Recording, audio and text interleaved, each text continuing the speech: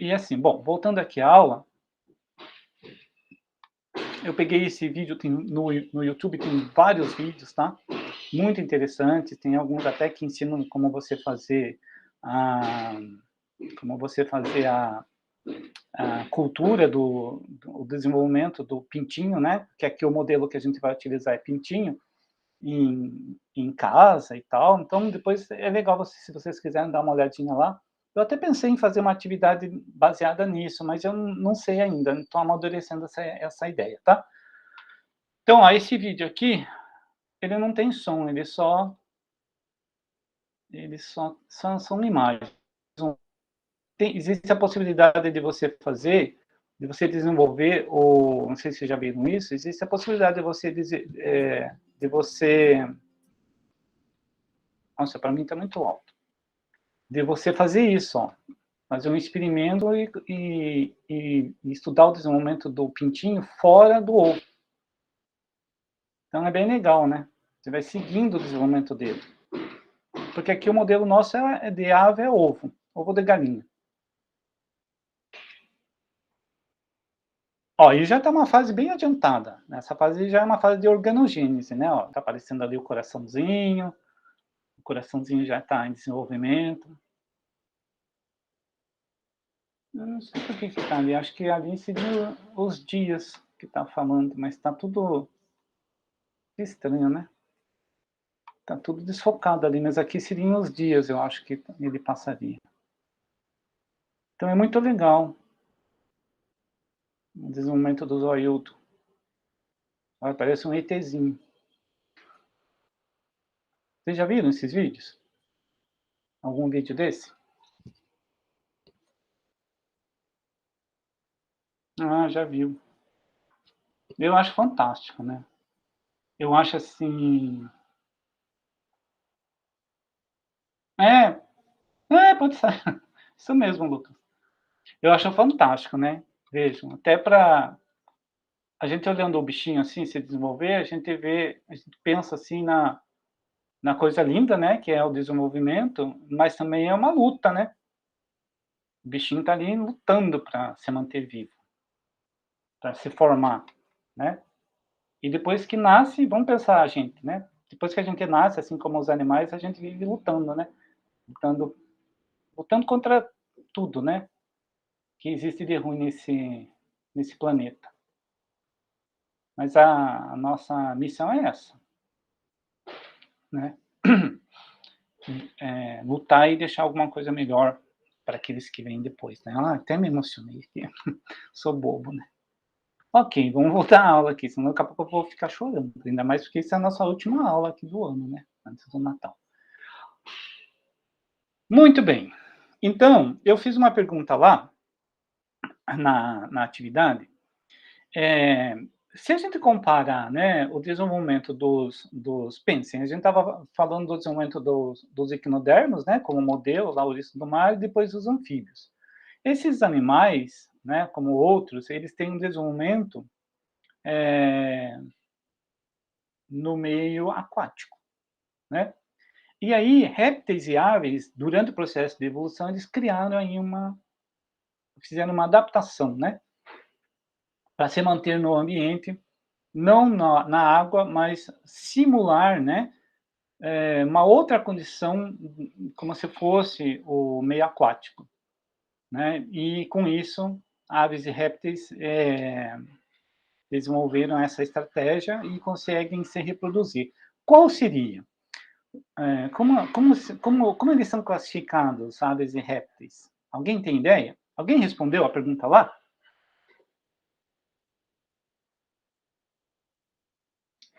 Alguém tem ideia? Esses são conceitos de zoologia, gente, que eu estou falando Como aqui. amniotas, professor? Quem falou? Luísa? Vitória. Vitória, muito bem, isso mesmo. Os são chamados de amniotas. O que significa amniotas? Que, como o ovo tem a casca ali, não só no ovo, né? Porque a gente também mas ele tem o saco amniótico, que seria o líquido ali que fica nutrindo.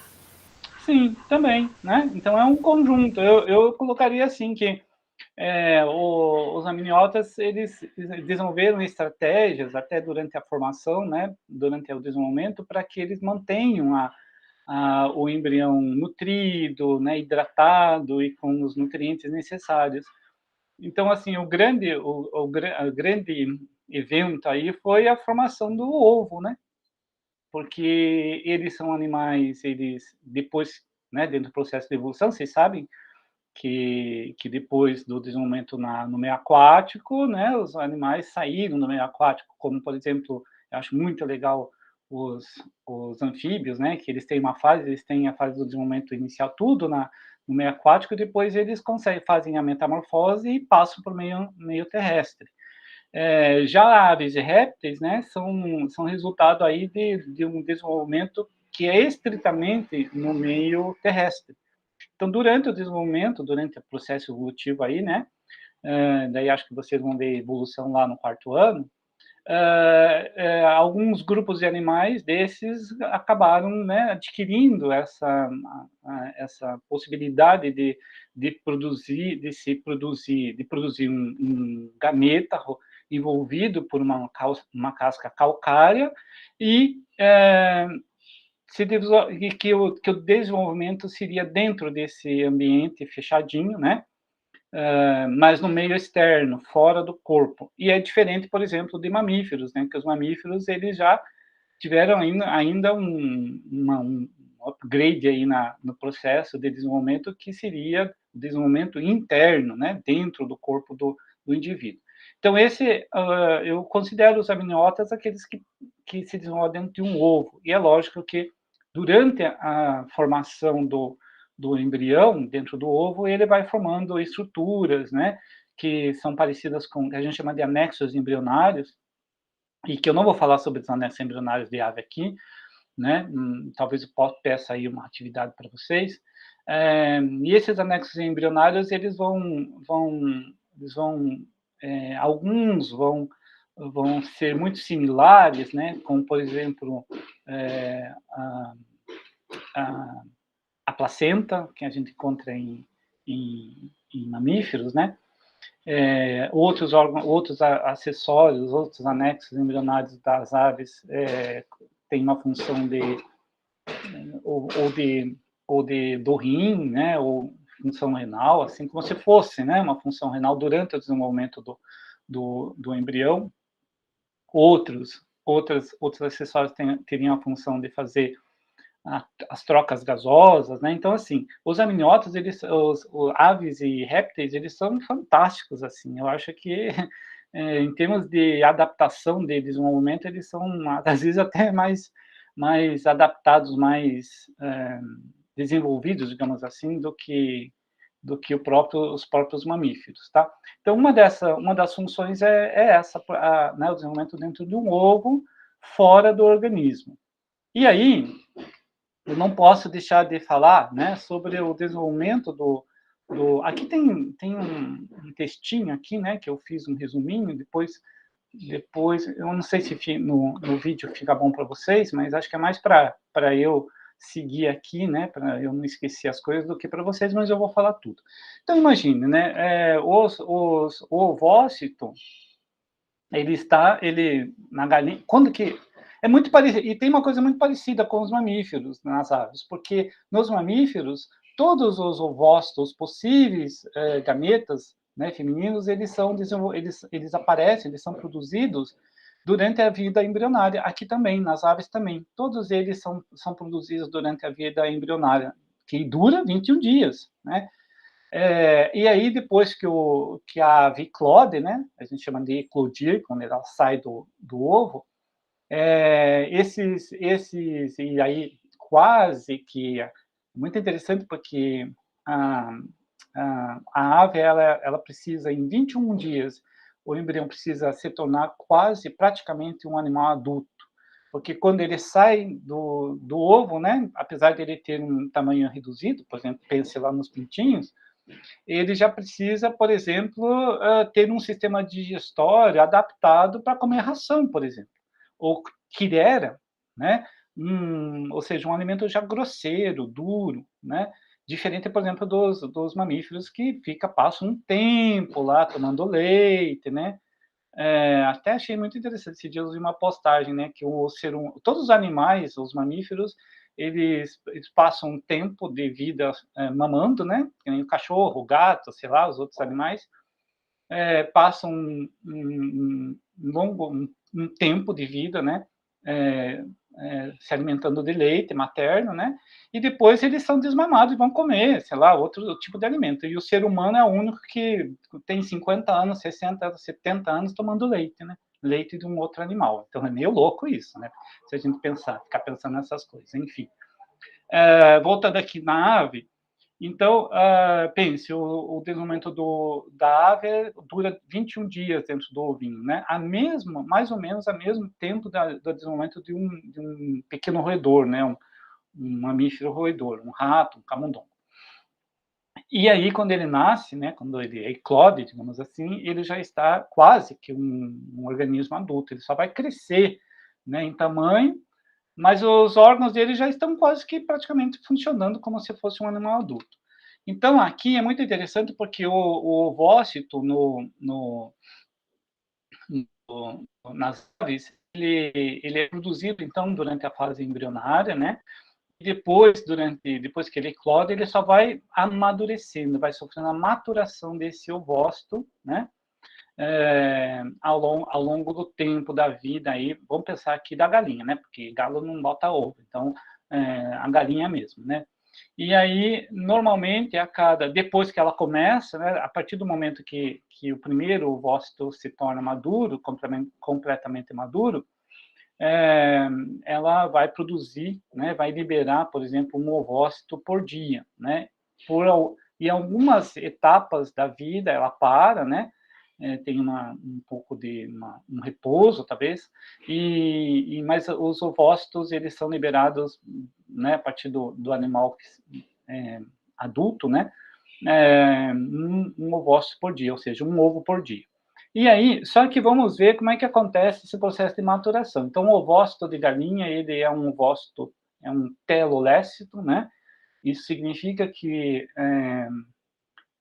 existe aqui um acúmulo de vitelo, né, de vitelo no ovócito, e a princípio, deixa eu ver o que eu fiz aqui, eu acho que esse desenho aqui, ups, isso aqui, eu tenho que mudar aqui uma coisinha, porque era para ser dinâmico. Espera aí. Está tudo agrupado, vou desagrupar aqui. Ok, isso aqui foi eu que fiz, tá? Arte minha. Então, imagine aqui, quando o ovócito vai iniciar o seu processo de maturação, né, ele não é já um telolécito. Ele vai se tornando telolécito à medida que vai ocorrendo o processo de maturação lá no ovário, né? Então, o que vai acontecendo? Vai acontecendo que esse ovócito envolvido por uma membrana vitilínica, né? Quando ele é liberado, ele também é liberado, ovulado, ele é liberado também com uma camada de células foliculares, muito parecida com de mamífero. Mas durante o desenvolvimento dele, o que vai acontecer? O ovócito, então, ele é uma célula muito grande, né? E a gente consegue ver, todo mundo consegue ver ele, porque assim, se pense na gema do ovo, é o ovócito, né? E aí, o que vai acontecendo com ele? No início, né, da maturação, o núcleo ele é central, mas à medida que vai ocorrendo a produção, nesse processo de maturação, vai ocorrendo a produção, a síntese do vitelo, este núcleo, né, ele vai migrando para a periferia da célula, onde ele vai ocupar, finalmente, quando tiver madura, essa posição, tá? E aí, o que acontece? No início, vai ocorrendo, então, a produção de vitelo. E aqui nós temos dois tipos de vitelo. Um que é chamado de vitelo branco, tá? Que são essas linhas mais claras, né? Acho que é amarelo mais claro. E um vitelo mais denso, tá? Que são essas linhas mais escuras. E aí é muito interessante porque essa maturação, essa produção de vitelo, ela segue uma característica biológica que a gente chama de ritmo circadiano, que é são ciclos de 24 horas. Então, sempre está ocorrendo a produção do vitelo no período de 24 horas. Durante o dia, é produzido o vitelo do tipo amarelo, esse o vitelo mais branco, vitelo mais amarelo, né? Por quê? Porque ele é rico em gorduras e também em carotenos, porque, né, a galinha come lá milho e tem os carotenos. Então ele vai formando esses, como se fosse halos, né, ao redor do ovócito. E durante a noite, quando a galinha não come, é produzido um vitelo mais claro, chamado de vitelo branco, que é pobre, tem muitas proteínas, mas ele é pobre em gorduras e caroteno. Então, é como se ao longo dos dias, né? E quanto tempo demora a maturação do ovócito de aves, pensando aqui na galinha? 14 dias. Muito parecido com um mamífero, né? Mais ou menos 14 dias. Então, durante esses 14 dias, né, e mais principalmente mais no final do tempo, dos 14 dias, vai ocorrendo então essa formação desse vitelo, tanto o vitelo amarelo quanto o vitelo branco, de forma cíclica, num processo que a gente chama de circadiano. E aí, à medida que vai sendo sintetizado, então, esse vitelo, o núcleo do ovócito ele vai migrando, né? Por conta que o vitelo fica mais denso ali, ele vai migrando. E ao migrar, ele vai levando aquele um rastro, como se fosse um rastro aqui do vitelo branco, formando uma estrutura. Essa estrutura aqui parece que é a região mais clara. Se você for ver nos livros, está tudo preto e branco. Eu tentei fazer aqui para ficar mais bonitinho para vocês. Isso chama-se látedra, tá? Então esse rastro aqui do vitelo branco que aparece ao longo do processo de migração do núcleo para a periferia da célula chama-se látedra, tá? Muito bem. E aí, né? Quando o ovócito então estiver totalmente maduro, a gente vai encontrar então o núcleo do ovócito numa região mais clara aqui na periferia do citoplasma, tá? Que é chamado de disco, né? Uma região que tem uma forma de disco. E aí, ao redor desse núcleo, nós vamos encontrar um vitelo um citoplasma mais claro, mais pobre em vitelo. Então, começa quando, né, se atinge essas características, a gente diz que o vitelo está, ou seja, que o ovócito já está pronto para ser ovulado. E aí, lógico, ele vai ser ovulado, né, vai sair do ovário, e aí a primeira porção, né, a primeira região que nossa, gente, estou vendo um negócio aqui. Acho que eu pulei no slide. Mas tudo bem, depois eu volto nele. Primeiro local onde esse ovócito é capturado, né? Então aqui, ó, ovário, né? E aí esse ovário libera o ovócito, né? E esse ovócito ele vai estar um ovócito já secundário, né? Porque ele já entrou na sua segunda divisão meiótica, tá? Só que ele para na metáfase 2, muito parecido aí com o que acontece no mamífero, né? Então ele para na metáfase 2 e neste tempo aí, né, em que ele está sendo capturado aqui pelo infundíbulo, né, daí a gente vai ver quais são o oviduto do aparelho reprodutor da ave, né? Ele tem várias partes. Tem essa porção mais dilatada, que vai capturar ali o ovócito quando ele é liberado, que é chamado infundíbulo. Existe uma região do manto, uma região do istmo, o útero, né, propriamente dito, que é chamado de útero, mas é lógico que o animal não vai se desenvolver aqui, né, como em mamífero. A vagina, né, que vai então desembocar na cloaca, que serve tanto para o sistema reprodutor quanto para o digestório. Então, à medida que o ovócito vai passando por aqui, né, por essas partes, se tiver depositado, se o galo ali depositar espermatozoides, e isso é uma função do útero também, né, ou melhor, função da vagina, a vagina da galinha, ela serve como um reservatório, né, de espermatozoides. Então, o galo? Deposita os espermatozoides na vagina, e esses espermatozoides eles têm que fazer a mesma coisa que acontece nos humanos, né, nos mamíferos. Ele tem que migrar aqui, vencer todas essas regiões até chegar no infundíbulo. Então, sugere-se que o processo de fecundação ocorre lá na região do infundíbulo. E, lógico, quando ocorre o processo de fecundação, né, e aqui é uma coisa interessante, que aqui, diferente dos outros animais, ocorre polispermia, o que significa o quê? Vários espermatozoides conseguem entrar no ovócito, mas apenas um, né, vai conseguir fazer com que o núcleo, né, N do espermatozoide se junte né, com o núcleo N da fêmea, do ovócito, para formar, então, o novo ser, tá? Mas aqui ainda não se sabe direito qual é a função dessa polispermia, mas parece que existem vários espermatozoides que penetram no ovócito, mas isso não significa que eles fecundam o ovócito, apenas um desses é que vai fecundar esse ovócito. Então, quando os espermatozoides são depositados na vagina, eles têm que, né, migrar aqui até chegar na região do infundíbulo. Por quê? Porque é nessa região do infundíbulo que a gente vai encontrar um ovócito com essa característica, né? Com uma membrana vitelínica, com as células foliculares. Por quê?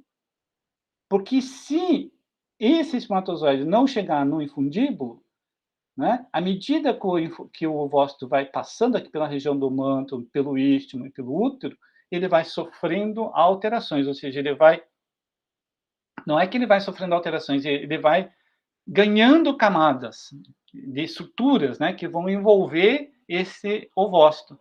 Então, se por acaso o ovócito chegar aqui no útero, não vai dar mais para fecundar, porque aqui já vamos ter o quê? Já vamos ter casca. Né? Então, veja. Então, as regiões aqui, à medida então que o óvulo vai passando, espera-se que o óvulo já esteja fecundado, à medida então que ele vai passando pelas regiões do oviduto aqui, né? Então, por exemplo, aqui no manto, eu fiz bem resumido isso aqui para vocês, tá? No manto e no istmo, né? Aquele ovócito ele vai ser envolvido pelo fluido, né? Que a gente chama de albúmin ou albumina. Tá muito baixo, gente? Tá muito pequeno aqui, gente? Não sei se está muito pequeno para vocês aqui. Então, na região do manto e do istmo, né, o ovócito ele vai ganhar umas membranas secundárias, que a gente chama de membranas secundárias. O albúmin, né, o albúmin fluido e o albúmin fibroso. E isso é muito interessante, porque se você quebra um ovo de galinha, você vai ver que perto da gema, né, tem uma clara que ela é mais consistente, né, e um pouquinho mais por fora você vai encontrar como se fosse uma clara mais fluida, mais líquida.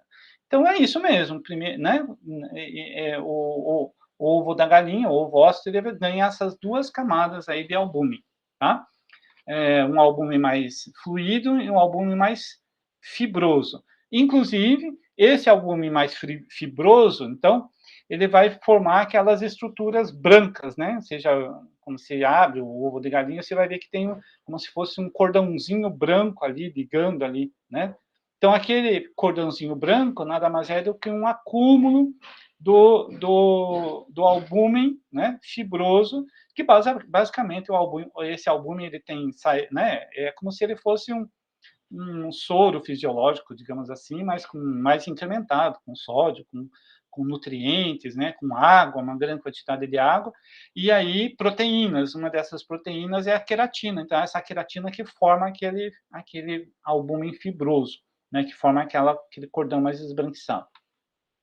Então, tanto no manto quanto no istmo, ocorre a formação aí desse albúmin que vai envolver aí o ovócito. E também as membranas da casca. Então, todo mundo já comeu ovo de galinha cozido, né? Então, assim, né, tem uma região que é chamada de câmara do ar, que é extremamente importante ali para o desenvolvimento do pintinho, né? Mas existe aquela membraninha, né? Tem uma membraninha que você descasca o ovo ali e tira a membraninha. Então, aquela é uma das membranas chamada membrana interna, membrana da casca, tá? E tem uma outra membrana que fica colada com a casca mesmo, né? Que é chamada de membrana externa, tá? A gente só consegue observar elas quando a gente cozinha o ovo, né? Assim, sem fazer isso, você não consegue observar. Ok. E aí, né? Aqui na região do útero, né? O que acontece com o ovócito quando ele passa por ali? Né? Ele tem uma maior hidratação ali da clara, eu chamei clara aqui, mas é albúmen, né? E aqui no útero é que vai ocorrer, então, aquela deposição da casca calcária, né? Ok? E daí, lógico, ele passa pela vagina e é liberado por meio externo, né? E aqui eu já tinha colocado, né, que a vagina é o local onde ocorre, então, a retenção dos espermatozoides. Tudo bem? Até aqui? Isso é muito interessante, porque se o espermatozoide não fecunda o óvulo lá, na região do infundíbulo, não vai fecundar mais, né? E aí é uma coisa muito interessante, ó. Eu vou voltar no ovo, tá? É porque eu vou voltar nesse slide aqui que eu esqueci, porque são os conceitos mais gerais daí do desenvolvimento, enquanto era o segundo slide que eu deveria mostrar para vocês, mas eu fui direto no terceiro para falar do ovócito. Então, colocando aqui como umas características gerais, né? Nós temos aqui a fecundação sempre vai ser interna nas aves, né? Mas o desenvolvimento vai ser externo, dependente da temperatura, né? O ovo é telolécito, mas esse vitelo mais denso no polo vegetal, ele acontece ao longo do processo de maturação do ovócito, né? Ó, o ovócito é liberado, então, na fase da metáfase 2, que ela é bloqueada, e se eu tiver, então, a fecundação, ela vai, então, gerar um ovozigoto, né? Ocorre polispermia, né? Só um consegue fazer a cariogamia, que é a união dos gametas, e aí, depois de fecundado, né, no meio externo, ou numa chocadeira, né? Ou a própria galinha faz isso, ou uma chocadeira elétrica, você consegue fazer o desenvolvimento estudar, né, o desenvolvimento da ave. Como que é a clivagem, então, né, a partir do zigoto? A clivagem, ela é meroblástica discoidal. O que significa isso? Que ela não é uma clivagem total da célula ovócita. Né? Vocês já vão entender como é que funciona isso. E é discoidal por quê? Porque essa clivagem, a formação dos bastômeros, ela se restringe àquele local onde está o núcleo, né? Numa região chamada de disco germinativo, tá? E lógico, nesta regiãozinha ali, então só numa região periférica do ovo é que vai ocorrer a formação do embrião, tá? E lógico, com a formação dos órgãos, né, com a organogênese, a gente vai ter aí uma clivagem bilateral com uma assimetria bilateral, tá? Então, e aí, lógico, eu já acabei explicando antes de mostrar o slide, né, que o ovo, então, o ovócito, ele é revestido por camadas acessórias, né, que dão proteção, que são adquiridas durante o transporte dele pelo oviduto. Muito bem, então, essa tarefinha, acho que eu vou dar essa tarefinha aqui para vocês, fazer a identificação dessas estruturas, tá? Isso se encontra aí na internet. Né? Então, a casca, número 1, número 2, número 3 são as membranas. Veja que aqui tem uma região em que as membranas internas e externas, elas se descolam para formar a câmara de ar, né? Aqui você tem mais clarinhas, o mais claro aqui é a gema a clara, o albúmen fluido. Depois você tem o albúmen mais denso, né? E aí, as chalazas dos dois lados, né? Que nada mais são do que fibras de queratina, e elas ficam todas enroladas porque à medida que vai sendo sintetizado essas camadas vão sendo depositadas, né, agregadas ao ovócito, o ovócito vai girando, né, dentro do oviduto, e aí né, prestem atenção quando vocês forem fritar ovo. Prestem atenção nessas coisas, ela parece que é toda onduladinha, assim, a chalaza. E aí temos o ovócito propriamente dito, né, com a sua membrana vitelínica. Agora sim, agora nós vamos começar a falar, né, especificamente sobre a clivagem e a formação dos 3 folhetos embrionários, que nada mais é do que o processo de gastrulação. E tudo vai acontecer aqui, ó, no disco germinativo, tá? Então, eu peguei alguns desenhos, peguei não, eu usei o meu desenho, o desenho inicial, e fiquei montando ele. Isso eu fiquei fazendo ontem, porque eu acho que, já falei para vocês, né? Eu sou muito exigente. Vocês não pensam que eu sou só exigente com o aluno, não. Eu sou exigente comigo mesmo, né? Porque para mim, às vezes, os desenhos, já falei isso, às vezes os desenhos, eles não me convencem. Não é que eles não me convencem, eu até entendo eles. Mas eu acho que, assim, para o aluno fica muito difícil, às vezes, né? Um desenho que não é claro. Ontem mesmo, na histologia à noite, me deparei lá com um desenho, né? Confuso também. E, assim, as coisas, às vezes, acontecem, assim, durante a aula, quando estou falando ali. Às vezes, um aluno pergunta alguma coisa, os meninos do noturno, eles perguntam bastante. Às vezes eu levo quase 2 horas lá falando aula, dando aula para eles, porque eles perguntam demais. Acho ótimo, né? Acho ótimo quando os alunos perguntam, param o professor e perguntam, professor, isso e aquilo. Enfim, vamos voltar aqui. Então, vejam, eu peguei aqui aquele meu desenho, né?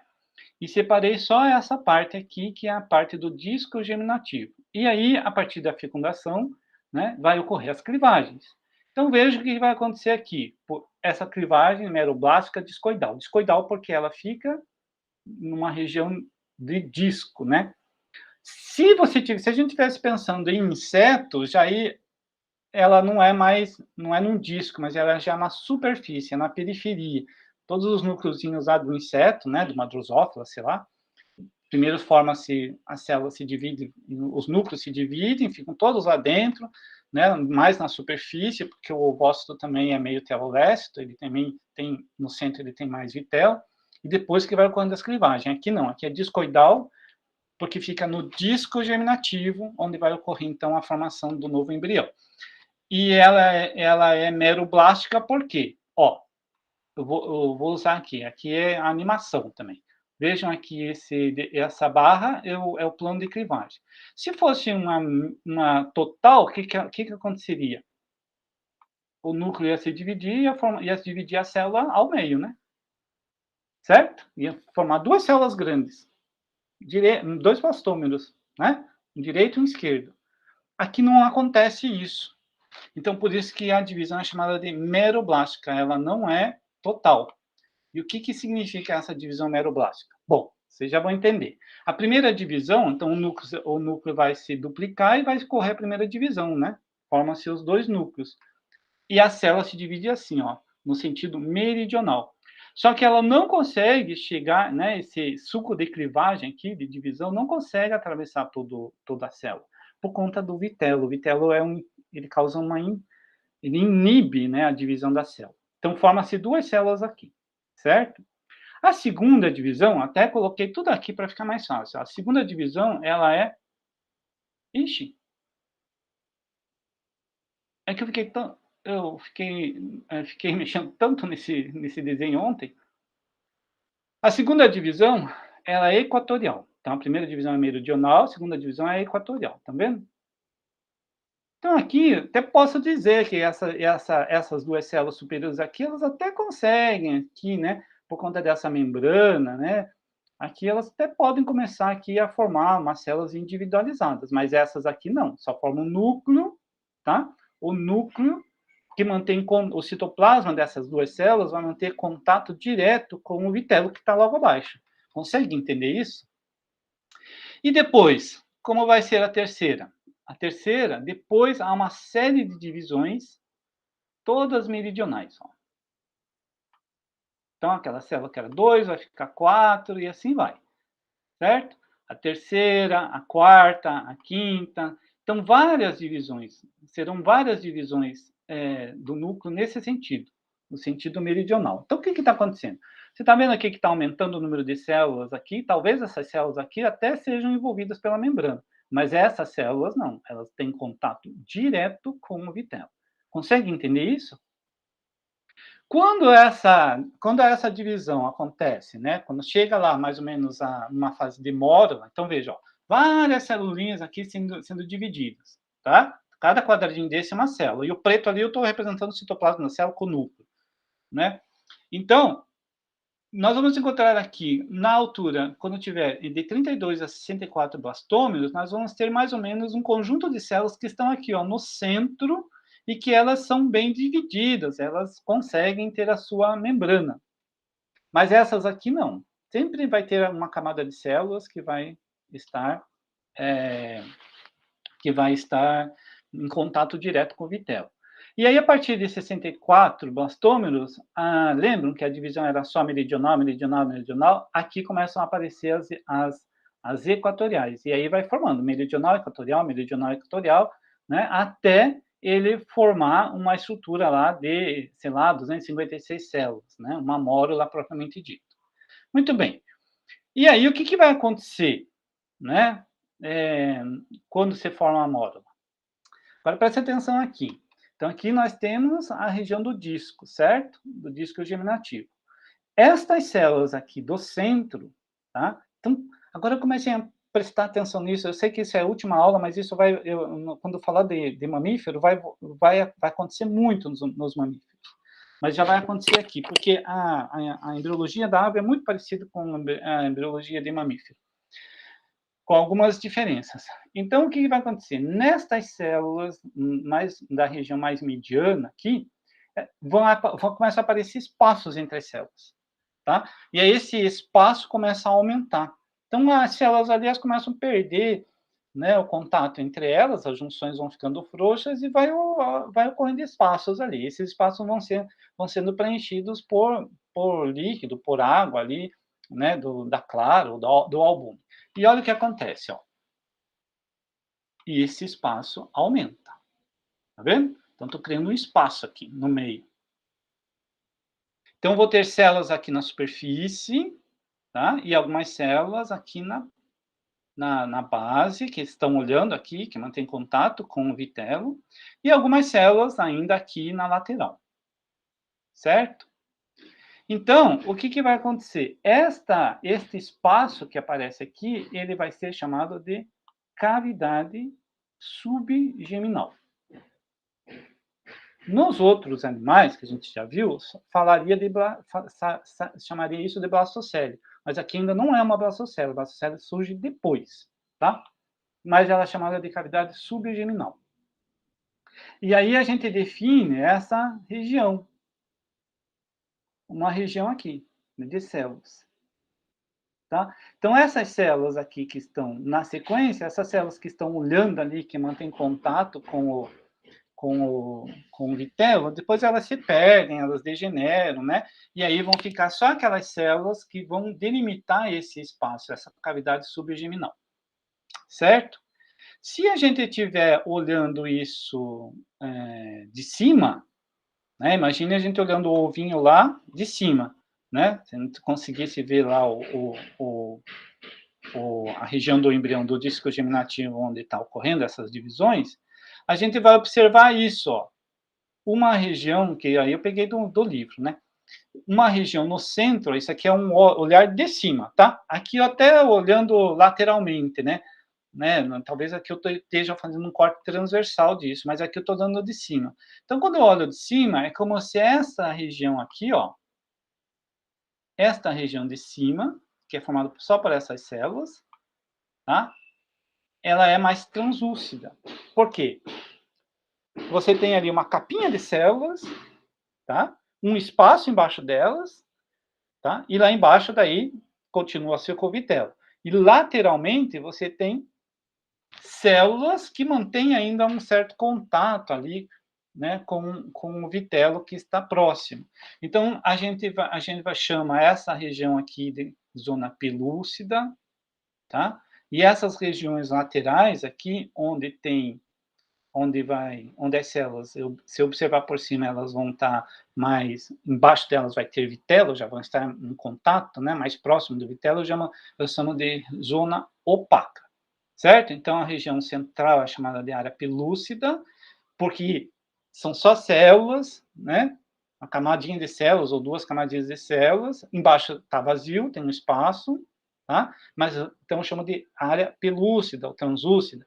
E nas bordas, né, como as células ali mais laterais, elas estão muito próximas do vitelo, essa área é chamada de área opaca. Tudo bem até aqui, gente?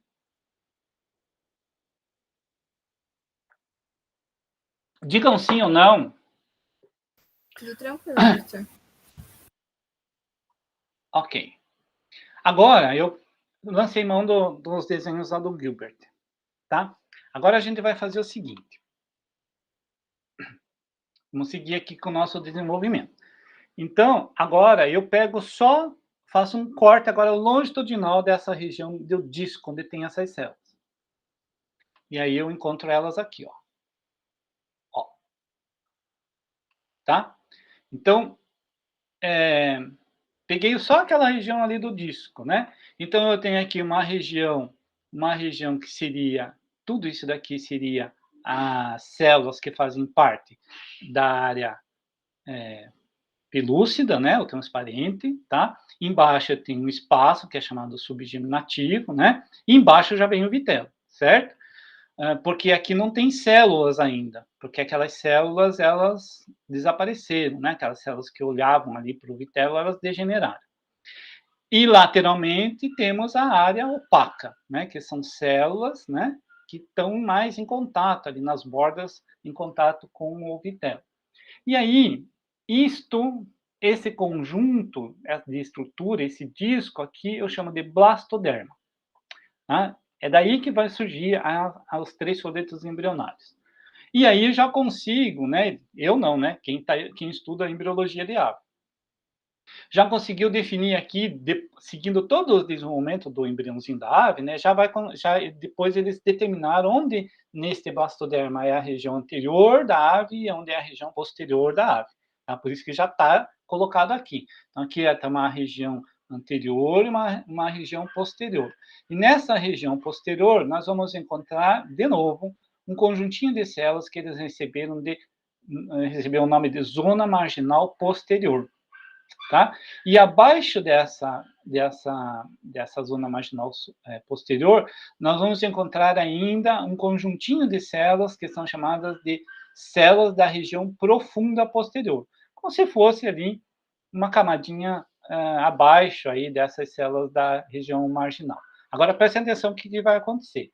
O que vai acontecer com a cavidade subgerminativa? Bom, eu preciso agora começar a formar ecto, endo e mesoderme, certo? Porque a nossa ideia aqui, nesses modelos animais, é saber como é que aparecem os 3 folhetos embrionários, né? Então, veja, em algum momento, né, começa, a partir das células aqui, sim, outro nome que aparece aqui, né, epiblasto, tá? Então, essas células aqui que delimitam a parte superior do espaço subgerminativo chama-se epiblasto, tá? Mas todo o conjunto aqui chama-se blastoderma. Então, veja o que está acontecendo aqui. A partir dessas células da área pelúcida ou do epiblasto, algumas células desse epiblasto, elas começam a se deslocar, começam a proliferar e se deslocar. Os livros chamam isso de delaminação. Tá? Então, começa a ser, o primeiro movimento morfogenético que aparece aí é o processo de delaminação. Essas células começam a se desprender aqui do epiblasto e começam a formar como se fossem ilhas de células. E elas ficam ali, né? Talvez algumas ligadas aqui com a superfície e tal. Então, começa a formar aí, a mudar a forma desse embrião aí, né? Dessa estrutura. Ao mesmo tempo, as células da região posterior, ali da marginal, elas começam a proliferar. E aí elas proliferam e vão invadindo aqui, né, a cavidade subgerminal. No final da história, o que vai acontecer? Estas células aqui, né, das células da zona posterior, né? Elas proliferam, elas encontram aquelas células que se deslocaram lá, que foram produzidas do epiblasto, e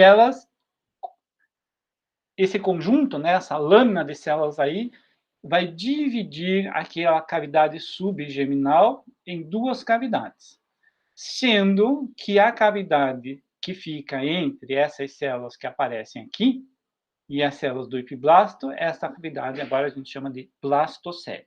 Tá vendo? Já é um pouquinho diferente a formação da blastocele quando a gente compara com os outros animais que a gente já viu. E essa cavidade aqui continua sendo células, cavidade subegeminal. Bem, então, vocês estão escutando a batida? As batidas aqui?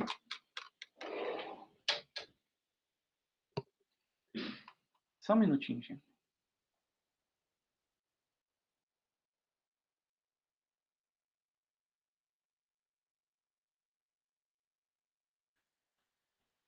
Voltando aqui, vamos ver se diminui o barulho. Então, com o aparecimento dessa nova camada, essa lâmina de células aqui, essa camada passa a ser chamada de hipoblasto. Não tem lá o epiblasto, surgiu aqui a camada de células que são chamadas de hipoblasto, abaixo do epiblasto, delimitando uma cavidade acima, né, que fica entre o epiblasto e blastocele. Tudo bem até aqui, gente? Isso são assim os primórdios. Eu poderia chamar aí essas duas camadas aí de primórdios dos 3 soletos embrionários. Tudo bem até aqui? Então vamos lá. Onde é que eu estou? Gente, que slide é esse? Eu me perco aqui nos slides. Tá. Então, agora sim, no próximo slide, a gente vai ver realmente como é que ocorre a formação dos 3 soletos embrionários. E é o último slide, então presta atenção. Então, veja, ó, eu ainda fiquei lá pegando os desenhos do Gilbert e fiquei manipulando eles, criando coisas aqui para tentar deixar mais simples para vocês, mais fácil, vocês entenderem. Então, veja, ó, peguei o mesmo desenho anterior, só que eu comecei a colocar coisas nele, né? Tá? Então, aquele mesmo desenho, o último desenho lá, onde você tem aqui o epiblasto, né? O que está fora, o colorido aqui. O epiblasto, né? A blastocele e aqui o hipoblasto, certo? O que vai acontecer? E aí, eu quero que vocês gravem isso, porque isso vai acontecer aqui nas aves, mas vai acontecer também nos mamíferos. Então, quando eu falar lá, no próximo ano, quando eu falar de mamífero, vocês já sabem do que vão relembrar o que eu vou falar aqui.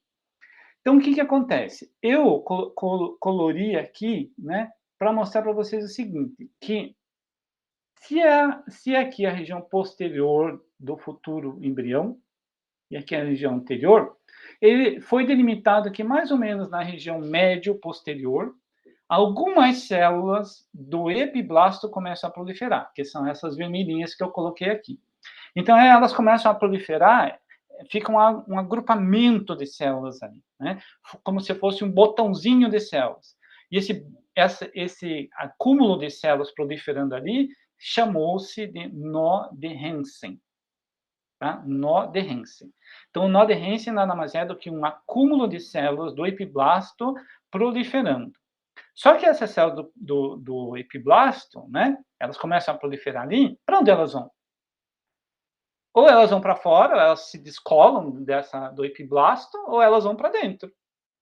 Né? Ou elas se deslocam para o interior, em direção à blastocele. Né? Então, é isso que vai acontecer. Olha, é isso que eu estou mostrando aqui para vocês.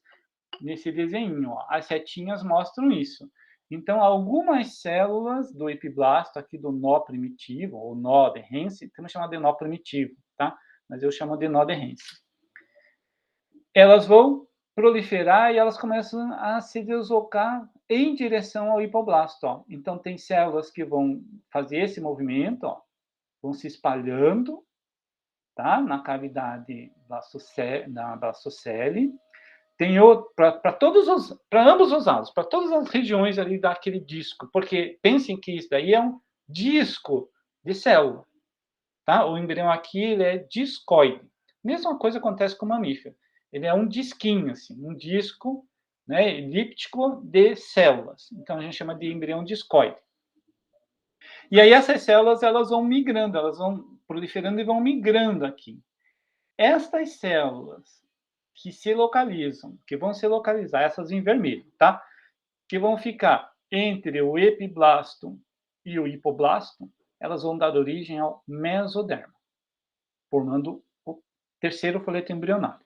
E algumas dessas células do nó de Hensen, elas vão proliferar, vão migrar, vão proliferar e vão se aprofundar. Elas se aprofundam e vão se localizar, vão tomar uma posição em cima do hipoblasto, que eu representei ele de verde, em verde. Então, essas células que vão se localizar em cima do hipoblasto, elas vão dar origem ao endoderma, certo? Surgindo os 3 folhetos embrionários. Ah, professor, mas cadê o arquêntero?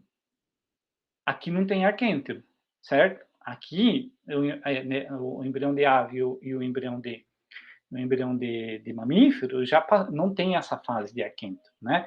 Ele já forma-se direto, a partir aí do epiblasto, já forma seus 3 folhetos embrionários, ok? E daí, quando o embrião, numa outra fase, que daí eu vou falar no ano que vem, numa outra fase, esse embrião que ele é achatado, certo? Ele é achatado, e vai ter uma fase em que ele vai se dobrar, vai virar o que nós somos hoje, uma coisa cilíndrica, tá? E quando ele dobrar, é que vai formar o intestino. Então, não tem aquela fase de aquêntero que depois vai se dar origem ao sistema digestório. Aqui já é meio direto, assim, tá? Já o desenvolvimento aqui já pulou uma fase. Entenderam isso? E aí, o que eu estou falando? O que eu estou representando essa linha vermelha aqui? Essa linha é assim, como as células aqui, essas células do nó de Hensen, elas começam a proliferar, mas à medida que elas vão proliferando, elas vão modificar, elas vão proliferando o início é aqui. O início da proliferação é nesse ponto, chamado de nó de Hensen. Mas a partir daí elas começam a proliferar. Então, elas começam a proliferar em direção anterior do embrião, né? Formando um aglomerado, como se fosse uma linha mais evidente ali de células, que se diferencia do resto. É como se tivesse um acúmulo de células, né? Um caminho de células ali naquele disquinho, naquele embrião discoide. Então, estou representando aqui essas células, né, que proliferam, ó, por isso que eu fiz o desenho aqui, ó. Aqui elas não vão só mergulhar, né, em direção ao hipoblasto nesse ponto, elas vão mergulhando, ó. À medida que elas vão proliferando aqui nessa estrutura, nessa região que eu chamo de linha primitiva, elas vão mergulhando até a região mais anterior do embrião, até a região lá que a gente chama de região craniana, encefálica do embrião, certo? E aí esse acúmulo de células que formam uma linha ali, né, diferenciada, a gente chama de linha primitiva. Muito bem. E aí, ainda aqui a gente pode dizer, né? Isso daqui é um epiblasto, é um epiblasto, mas já se transformando em ectoderme, tá? Porque aí ainda está em processo, né? Os 3 folhetos embrionários ainda estão em processo de formação, né? Então, só quando de um determinado tempo, né? Isso demora aí algumas horas no embrião de galinha, né? Vai demorar algumas horas, cerca de 25 horas, mais ou menos, você já tem aí uma estrutura mais ou menos parecida com essa, 17, 15. E aí a gente tem algumas âminas lá no laboratório que mostram algumas dessas fases. Esta não, porque essa daqui é muito pequena, você não consegue, a gente não consegue lâmina dessa fase. Então, o que vai acontecer? Por isso que eu chamo assim, ó, aqui ainda fica hipoblasto, porque esse hipoblasto ele vai desaparecer mais para frente, tá? Essas células vão desaparecer. E essa imagem aqui, se você olhar lá no Gilbert, só tem esta imagem aqui, tá? Só tem esse corte. Então, veja que aqui é um disco, o embrião é discoide. E aqui, eu que coloquei aqui a linha primitiva, né, que são essas células que estão do epiblasto que estão proliferando, e à medida que elas vão proliferando, ó, as setas aqui indicam por onde que elas vão, por baixo. Por baixo do epiblasto, elas vão migrando, elas vão se movimentando, né, vão se espalhando ali entre o epiblasto e o hipoblasto, tá?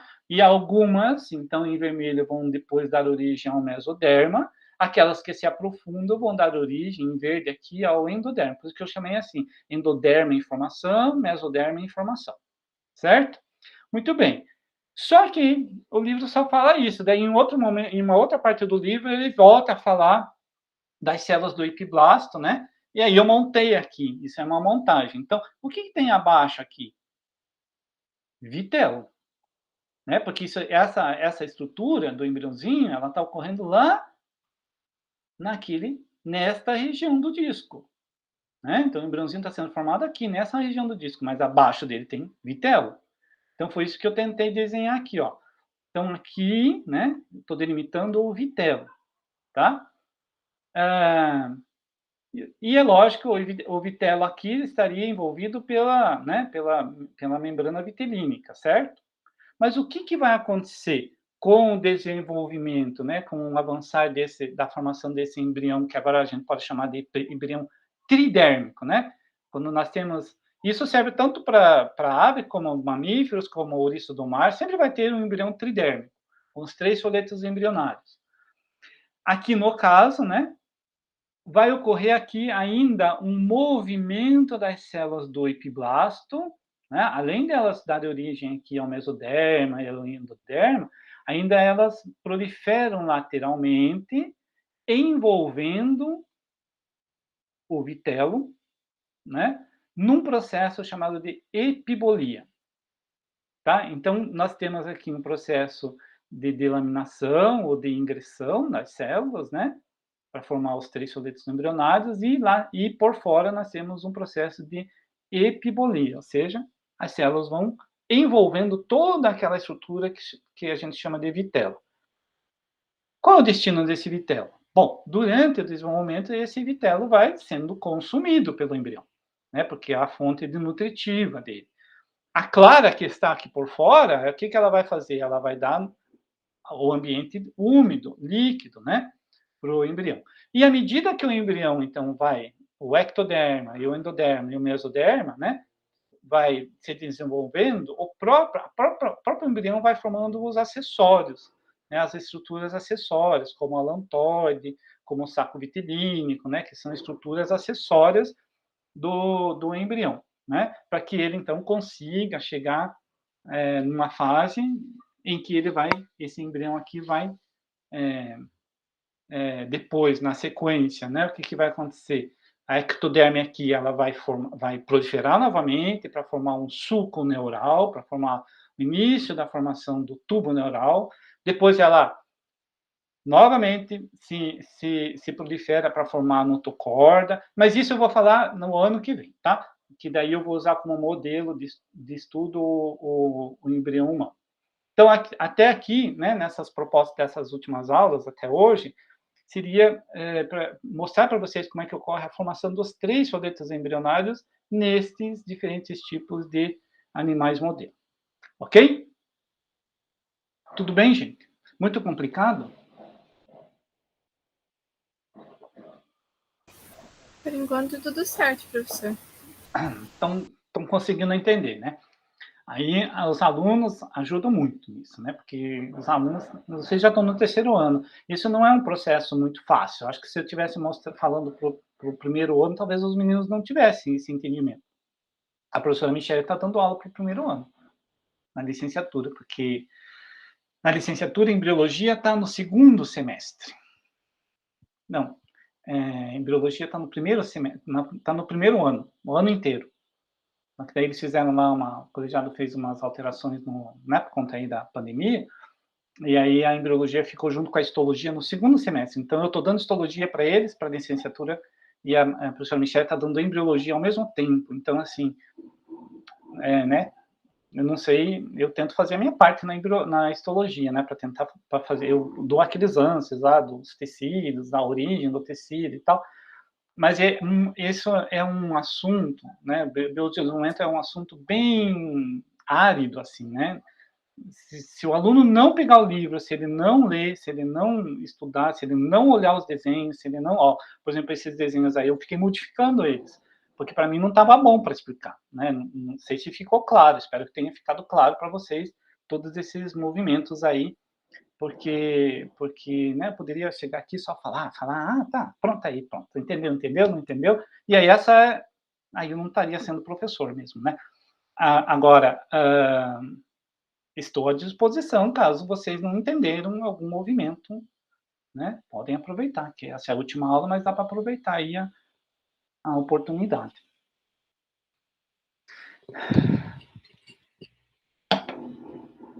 Não?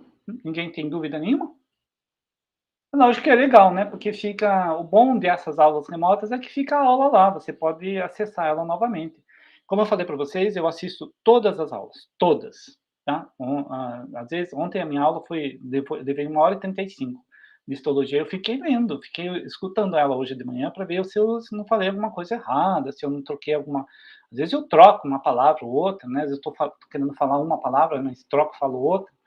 Mas daí eu digo assim, isso os alunos vão entender, que eu troquei ali a palavra, porque eu já tinha falado ela várias vezes. Mas eu, às vezes, eu olho novamente para ver se eu não dei algum conceito errado. Às vezes eu vou lá no Classroom e arrumo.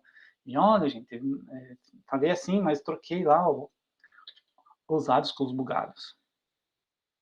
E essa é a boa da aula remota, porque vocês, inclusive, podem ir lá e acessar e assistir de novo, e daí pega o livro, né? Porque aqui, esse conteúdo, ele tá tudo misturado, assim. Todos os livros, eu usei todos os livros, o Gilbert, aqueles outros, menos aqueles que são de embriologia humana para fazer isso, mas aqueles de animal comparado, embriologia animal comparada, né? Então tem você, e assim, as informações, eu não sei, sabe? Às vezes eu acho que os livros não são didáticos também, esses de embriologia, eles misturam alhos com bugalhos, então para mim, assim, né? Assim, vai falar de uma coisa, tem que falar tudo sobre aquilo, sobre tudo. Não ficar falando aqui, depois vai falar lá, uma outra aula fala de outra coisa. Então, eu tento aqui ser, né, o mais cronológico possível, porque eu sei que não é muito fácil entender esses movimentos. Se vocês não têm mais nada para discutir, isso é tudo, pessoal, por hoje. E aí, quero só desejar aí, né, um bom final de ano para vocês, com muita saúde, com a familiarada e tudo mais, né? E dizer para vocês descansarem um pouquinho, que todo mundo merece, né, Luísa? Luísa tá feliz da vida, né, Luísa? Vai descansar um pouquinho. E se animar para o ano que vem. Vamos ver como é que nós vamos voltar ano que vem, né? Enfim, depois de umas férias, todo mundo fica animado, não é mesmo? Bom, vocês têm ainda um tempinho até as 18 horas para quem não fez a atividade, finalizar a atividade assíncrona, né? E eu vou ser hoje pontual, hein? 18 horas estou fechando o formulário. Tranquilo, gente? Vitória, Lucas, obrigado por vocês estarem aqui comigo, tá? Prestigiando aí a aula, assistindo essa aula. Isso é tudo, pessoal. Cadê vocês?